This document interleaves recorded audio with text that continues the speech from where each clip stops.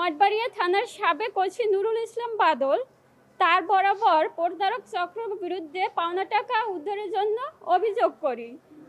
অভিযোগ করার পর ওসি নুরুল ইসলাম বাদল আমাকে নানানভাবে আশ্বাস দেয় এবং প্রলোভন দেখায়।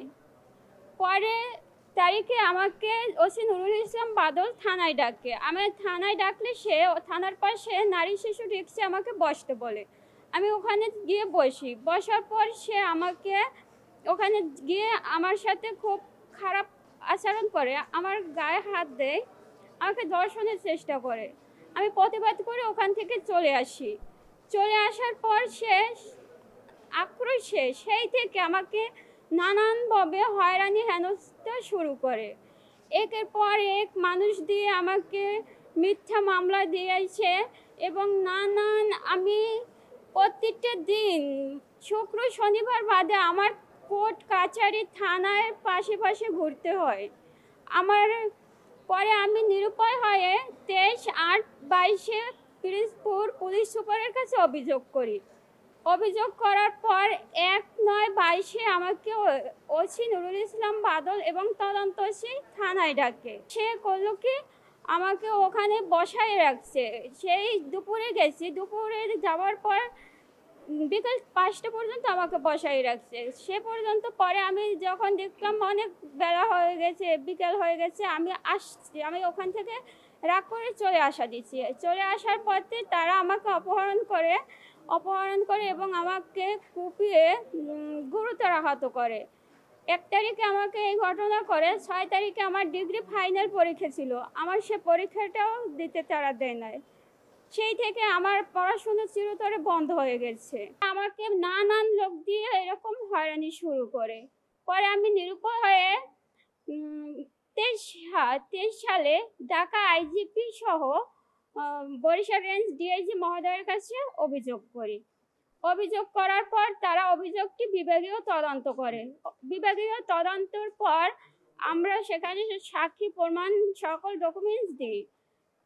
ডকুমেন্টস দেওয়ার পর ওসি নুরুল ইসলাম বাদল, তদন্ত OC Abdul Haque, SI Abul Kashem, ASI Firoz Hasan আর second officer Mohammad Kuddus sir, এই 5 জনের নামে বিভাগীয় মামলা হয়।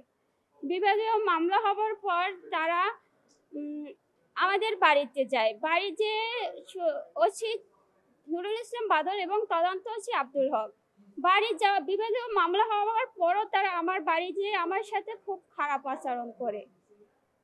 খারাপ আচরণ করার পর আমি 29/10/23 পিরোজপুর নারী শিশু কোর্টে ধর্ষণ চেষ্টা মামলা করি। মামলাটা করার পর ওখানে মামলাটা তদন্ত দেয় জেলা লিগ্যাল এইড সহকারী জজ স্যারের কাছে। পরে ওখানে তারা আমাকে মামলা প্রতিবেদন আমার ওখানে জমা দেয় আদালতে জমা দিলে তারা আমাকে ওখানে আটকিয়ে রাখে।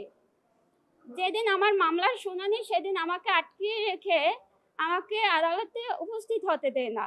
উপস্থিত না হতে দিয়ে পরে আমার থেকে 3টে স্ট্যাম্পের স্বাক্ষর নেয়, সাদা 3টে স্ট্যাম্পের স্বাক্ষর নেয়। পরে আমি তাদের বিরুদ্ধে 2টে জিডি করি। দল ক্ষমতায় ছিল তখন তারা আমাকে নিয়ে এরকম নিউজ করেছে। দেখেন, তারা নিউজ করেছে যে লন্ডন প্রবাসী বিএনপির নেতার নির্দেশে আমি পুলিশের বিরুদ্ধে হয়রানি করতেছি। এরকম নিউজ করে আমাকে আওয়ামী লীগের যত নেতা ছিল তারা আমাকে 4টা মামলায় দিচ্ছে এবং নানানভাবে হয়রানি হেনস্থা করেছে।